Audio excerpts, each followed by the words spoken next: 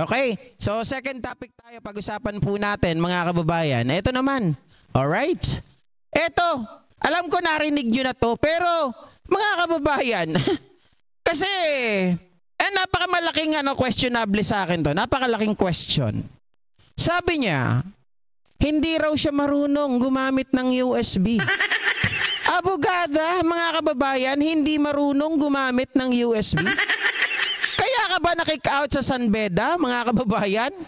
Nagtatanong lang. Kaya siguro na-kick out sa San Beda, etong si Sara Duterte ay dahil hindi marunong gumamit ng USB?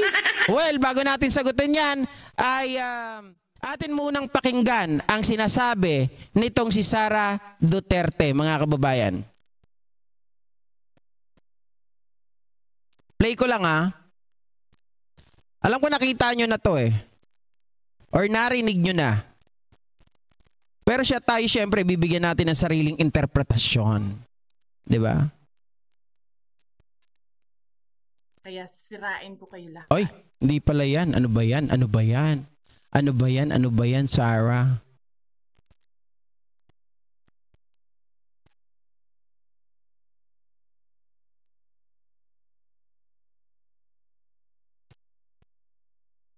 Video sa social media na lang. Nakita ko ang video sa social media na lang. Doon ko nakita ang video. Merong lumapit sa akin noon at sinabi niya ang video nasa USB. Hindi ko binuksan ang USB dahil hindi ako marunong sa technology. Hindi ako magaling sa laptop. So hindi ko alam na kung narinig niyo ba yung sinabi niya, mga kababayan? Di ba ginagawa niyang tanga yung sarili niya? Dito parang umamin na siya Isang abogada, mga kababayan, napakatalino mo namang tao kung hindi ka gumagamit ng laptop. Hindi ka abogaga nga talaga, hindi abogada. Isipin niyo mga kababayan, ikaw ay kumbaga, ikaw nag-aaral ka ng abogasya. Anong ginagawa mo? Paano ka nagre-research? Kung hindi ka marunong gumamit ng laptop, hindi ka marunong gumamit ng USB, paano ka nagpapaprint?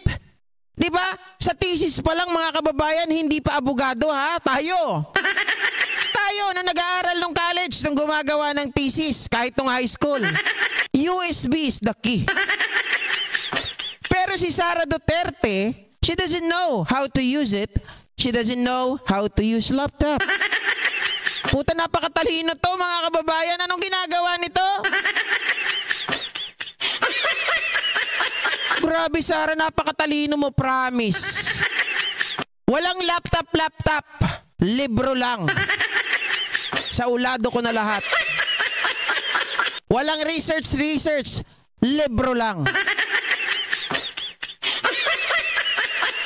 John Medriaga, nautog nga Ilocano. Diba?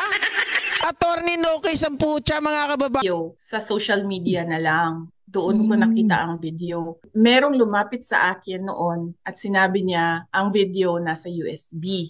Hindi ko binuksan ang USB dahil hindi ako marunong sa technology. Hindi ako magaling sa laptop. So hindi ko alam na kung isasaksak mo yon, may virus doon. Or kung isasaksak mo yun, listening device siya. So, hindi ko siya tinapon ko yung USB, dinispose ko siya na hindi na siya magamit. So, hindi ko siya tiningnan. Pero sinabi sa akin, hindi ko ginamit, hindi ko tiningnan.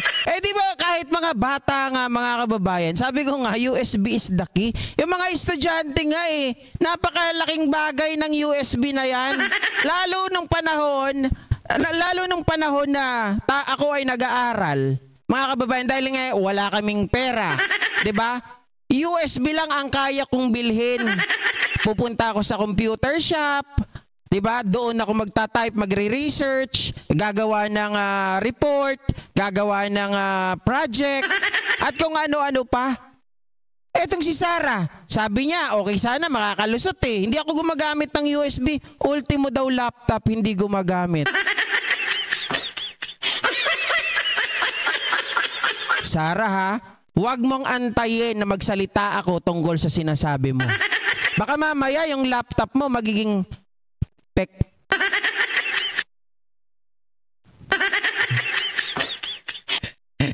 Baka mamaya iba masabi ko eh. Sorry naman. Na yun daw yung isa sa mga videos. Nakita ko yung video, cocaine video, doon sa social media na. So, hindi ko lang alam kung yung USB na binigay sa akin, yun yung nakikita natin sa social media or iba pa ba kasi hindi ko nga siya binuksan kasi I felt na it was a Trojan horse papunta sa akin. Oh! Akala ko ba hindi mo alam, mga kababayan, na you are not aware, you do not know how to use USB? Hindi mo alam kung paano gumamit ng laptop. So, paano mo nalaman yung Trojan horse?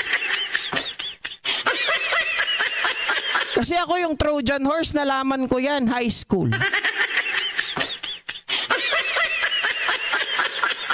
Diba?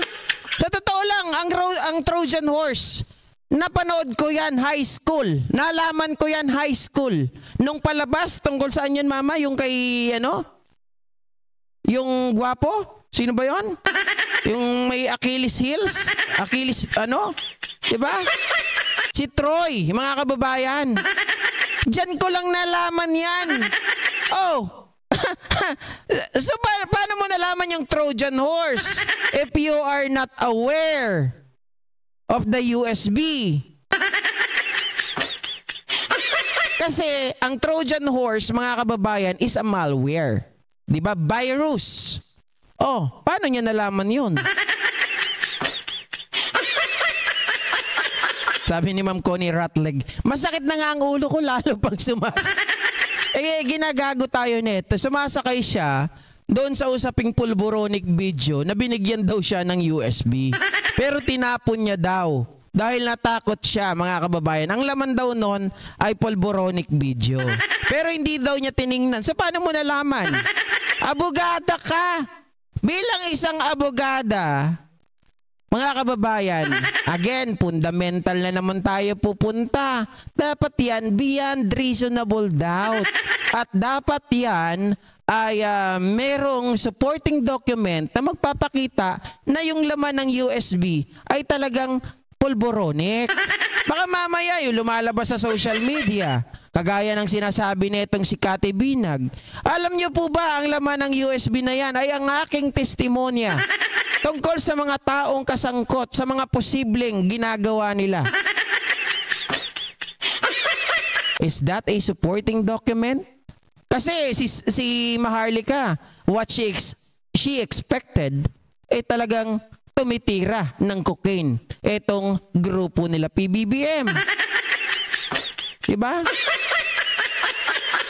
Oh, sabi ni Trigger Woman, Go Philippines Tamsak, at hindi pinanood pero alam na pulboronic pagbagsak sa cross-examination. True. Diba? Nagsalita ka pa, mga kababayan, wala rin palang silbi yung sinasabi mo. Ay, 4 days na lang daw. Kaya masisipag ang mga patay gutom. Alam mo, Crazy Frog, sa pangalan mo pa lang, itingin ko, ikaw ang masisiraan ng loob. Ikaw ang masisiraan ng bait. Kapag itong si Sara Duterte na impeach, sabihin mo, oh my God, oh my God, oh my God, oh my God. Baka magkatibunag ka niyan. Hindi na katibinag, katibunag na. Hindi talaga pang president, vice president yung kanyang mga kababayan. Biruin nyo tapos ngayon pinapakalat nila. Paninira ulit. Sabi nila, si BP Sara daw has been transferred from San Beda to San Sebastian. At doon daw siya graduate ng law. Diba? Pumasa daw po siya sa bar exam. Si PBBM daw ay wala. Okay. Dito na lang natin tingnan, BP Sara. Kung ikaw ay nag-aral ng law, bakit wala kang case na hinahawakan? Kung ikaw ay nag-aral ng law, but how that you cannot communicate well? Diba? You can't even complete your sentence accurately or grammatically correct. Hindi mo kaya. So anong lumalabas dito? Mas magaling yung hindi nakagraduate? Mas magaling si PBBM sa'yo? Ha? Attorney, no case. Pero inyong mga kababayan, talagang sinungaling ang mga ito. Kaya sabi ko, ano ba talagang dahilan? Bakit na-kick out ito sa San Beda? Na-drop out ang Gaga. Totoo yun. Na-drop out ang Gaga, mga kababayan, at lumipat doon sa San Sebastian. Bakit na-drop out? Boba. Hindi marunong gumamit ng USB. USB lang, di marunong. Kaya nung hinahanapan na nga, asa na report mo, asa na thesis mo? Your Honor, teacher, I really couldn't do, or I really can't use USB. I don't know how to use it. Ay, hindi, Tagalog pala siya.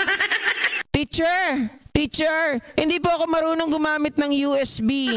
Hindi ko naman po pwedeng dalhin dito yung aking libro.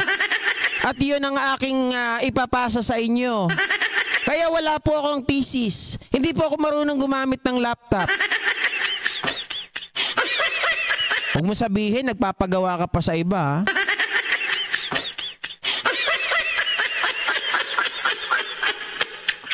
Biruin nyo, bakit ka makikick out sa San Beda? Anong dahilan? Mga kababayan. Bakit nag-drop out sa San Beda? Baka hindi nakayanan ng pressure. Baka may itok-itok sa utak.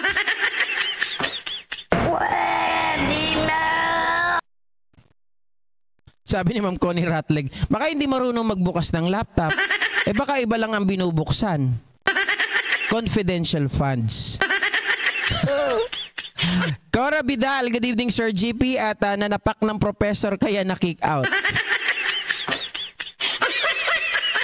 Ma'am Vilma Concepcion, halatang nagsisinungaling si BP Sara kasi ang unang ginagawa kung makatanggap ka ng ganyang paninira, curiosity ang mangunguna sa isipan mo. Correct. Ang tanong, mga kababayan, kailan ba binigay sa kanya yung USB? Huwag mo sabihin 10 years ago din.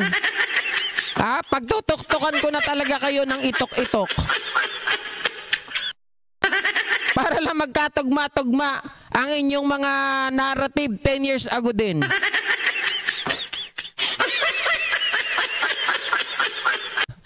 Sabi ni Trigger Woman, Go Philippines, di kasi nag-comply.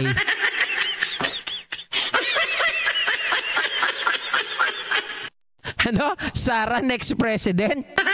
Kung may impeach yan, magiging presidente pa ba yan? Baka barangay tanod na lang yan. Baka mag-resign pa yan, mga kababayan. Ano magiging presidente? Oy, itagahan nyo sa bato. Itagalo nyo sa ulo ni Senador Bato. Hindi magiging presidente ang Sara nyo.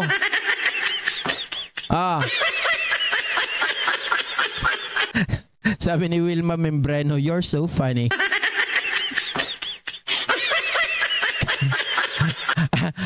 Yan talaga ang pinupuntahan po dito. Yan ang puhunan ko. Walang gwapo-gwapo dito. Funny lang ang mayroon. Pag sinabi, si GP ba matalino? Funny. Si GP ba magaling? Funny. Si GP ba may utak? Sasabihin ng iba, funny pa rin. Basta masakit ang tiyan namin. Si GP, sumasakit ang panga namin. Si GP, nakaka-stress ng... Ay, nakaka-stress. Nakakatanggal ng stress namin. Sabi ni Maria Susan Ligutan, kahit barangay tanod, disqualified. Diyos me, yung barangay tanod na disqualified, eh, paano nanununtok? Di ba? In Mini-Streams TV, funny si Ray. Sabi ni Josephine Makatula, hindi totoo yung USB na sinasabi, kaya yan ang sinasabi niya.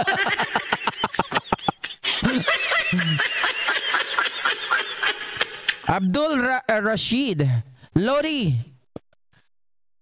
shoutout daw po kay Palo Binyas, Julio Grandes at Nene Bakan, galing kay Abdul Rashid. At sabi ni Delma Villar, hugas kamay si Sara na walang kinalaman sa pulboronic video, kaya lang ang rason niya ay palpak, hindi ka panipaniwala. Pero ako mga kababayan ha, tama yung mga analysis ni Takero. Di ba?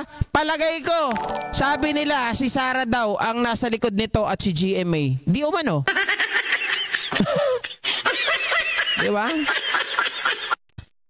Sabi ni Joselito Nacionales, Sara next president sa Village Association nila sa Davao.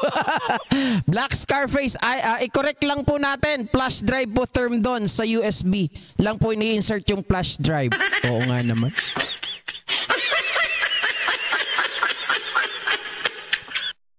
Tama. Tama nga naman. Computer tech ako dati. Ang USB kasi is Universal Serial Bus Port. Kaso walang P. Kaya ginagamit nilang USB. Diba? Tama, Universal Bus. Kaya lang ginagamit kasi, pwede namang gamitin ang USB talaga. Pwedeng gamitin ang Universal Serial Bus kasi hindi siya port. 'Di ba? Kasi yung universal, yung sinasabi nyo na USB port, mga kababayan, diyan sinasaksak yung Universal Bus o Universal Serial Bus. Sorry na, lumulusot pa ako eh. Hindi, tama kayo. Hindi na ako lulusot, hindi na ako lalaban. You got me.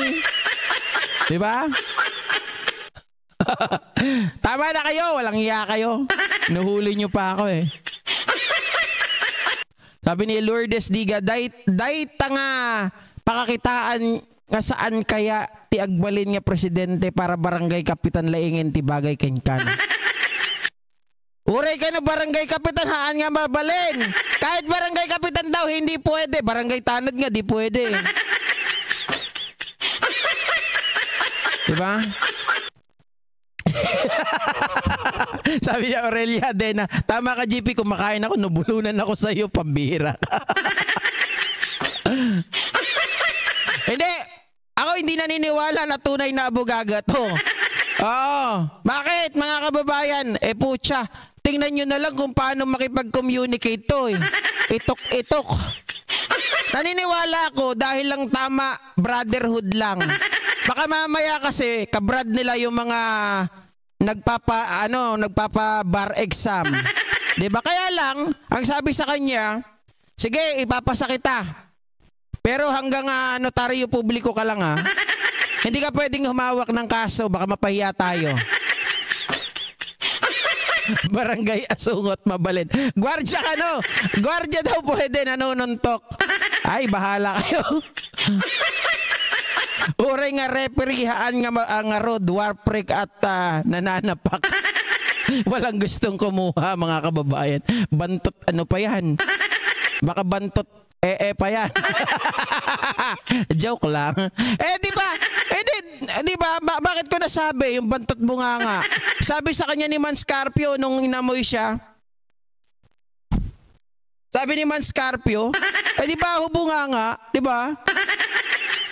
O tama, Victor Manuel, nagbayad sa... Baka hindi yung nagbayad, brotherhood lang.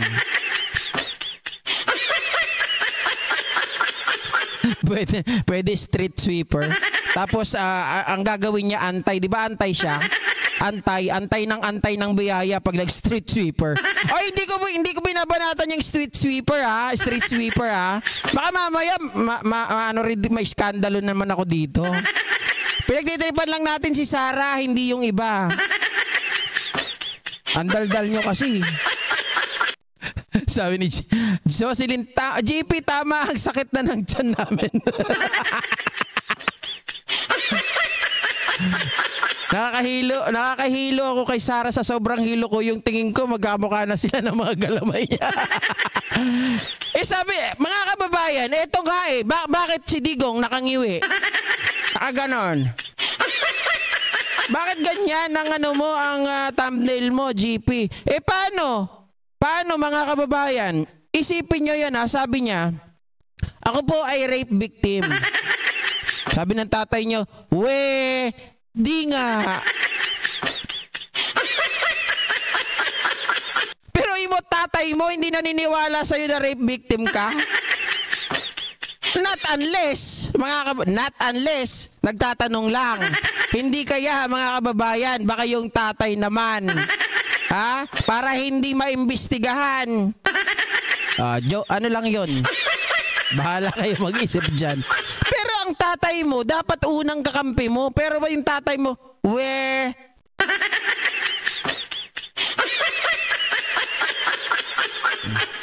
ay patay gutom po ba, mga BBM supporter? Mamatay kayo sa inggit. Dahil kahit anong gawin nyo, matulog man kayo, pagkagising nyo, presidente pa rin si PBBM. Diba? Anong patay gutom pinagsasabi nyo? Kayo mamamatay sa inis, mamamatay sa sama ng loob. Dahil pagising nyo, pagtulog nyo, pagising nyo, pagtulog nyo ulit, presidente pa rin si Pangulong Bongbong Marcos namin. Pero si Sara nyo, baka hindi na sa susunod na pagising nyo. Magbilang kayo. At baka si Tatay Digong nyo, mga kababayan, hindi na sa bahay niya matutulog. Baka doon na matulog sa dahig. Diba? Regine Gimpayan, new subscriber. Thank you so much for subscribing this channel. I hope you enjoy. Ihanda mo lang yung pang-tanggal ng sakit ng sikmura. Ihanda mo lang yung panlaban sa sakit ng tiyan.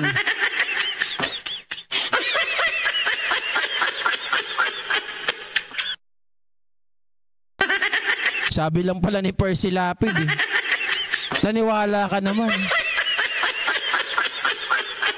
Ito na pag-usapan natin, mga kababayan. Basta ako hindi naniniwala kay Inday dahil tanga siya.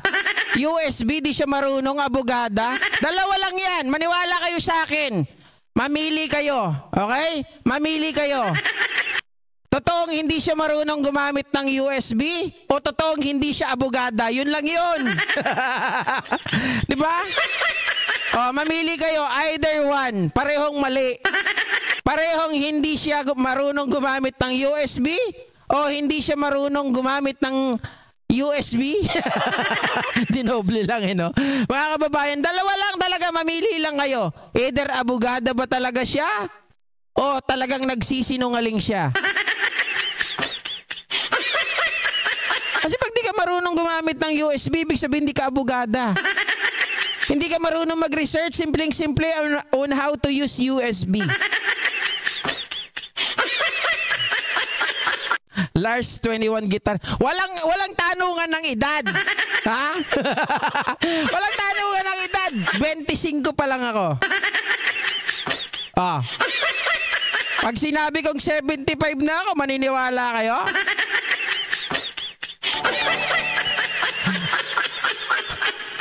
Totoo. Hindi kayo maniniwala, di ba? Sabi ko, kung kayo +1 kada taon, ako +3. Bakit? Ang daming din nakakuha niyan. Bakit +3? Isang taon lang kada taon ang nadadagdag. Putya pa naman, mga kababayan, 2 birth certificate ko. Ang nanay ko nagpagawa. Ang kumadrona ko nagpagawa. Tapos, parehong palpak. Isa na lang yung sinunod ko. Sinorender ko yung isa. Yung isa, pinanganak ako August 9. Tapos yung isa, pinanganak ako August 11. Sinama ko na ang August 10 para 3. Walang mintis. Di ba? O, 3 araw. August 9, 10, 11. Birthday ko.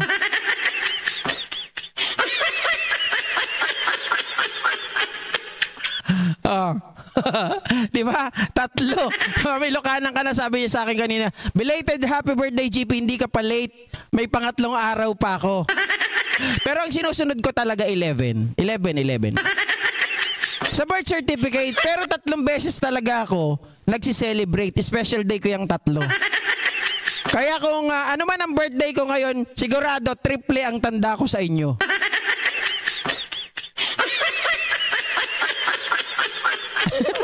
Abdul Rashid, Solid GP kami and PBBM. Palo Biñas, Julio Grandes at Neni Bacan. Salamat po sa pagiging solid. Dati kala ko puro liquid lang kayo eh. Solid na pala ngayon.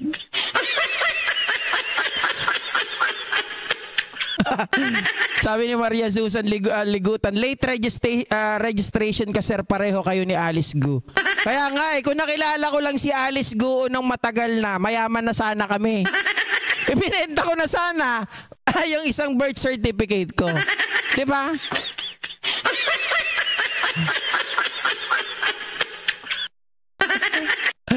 Sabi ni Mami Pierre, "Hoy, Kabsat, go Philippines, agtal na ka, ankit, nagsakit yan ko." Sir GP, 40 plus ka na. 40 plus ka.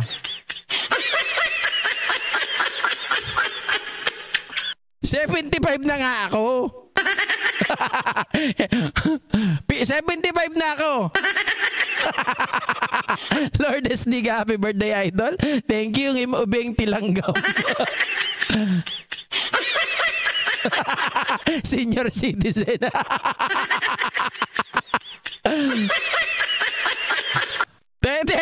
Oy, Jerome, wala namang 32 ng August Magka-birthday po tayo, Sir. August 32 po ako. Wala namang 32 ang August. Walang iya ka. Binago mo pa yung Binago mo pa yung kalendaryo natin. Sabi ni Mami Pierre, mga asim. Sabi ko sa iyo, maganda kayo pag nandito kayo, di ba? Ganito lang tayo para lahat tayo babata. Walang uugod-ugod dyan at walang sasakit-sakit ang mga rayuma. Di ba? Si Victor Manuel, 40 na daw siya. Divided by 4 equals 10 kasi February 29. Leap year. Walang hiya kayo.